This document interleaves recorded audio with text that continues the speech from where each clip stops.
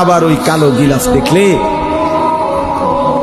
মদিনার ওই সবুজ গম্বুজ দেখলে কলিজা ঠান্ডা হয়ে যায়, চোখ সুখ পাবে, চোখের তৃপ্তি হবে, দেখার মজা মিলবে। আল্লাহ কোরআনে বলছে লিয়াশহাদু মানাফিআ লাহুম। আল্লাহকে যদি জিজ্ঞেস করে বান্দা কেন আমি হজে যাব, আল্লাহ বলে আয়েশা দেখো, লিয়াশহাদু, সে যেন আয়েশা দেখে। আইসো বান্দা, আসো না আমার ঘরে, আসো, আমি দেখাবো কুদরতের কি পরিমাণ নিদর্শন।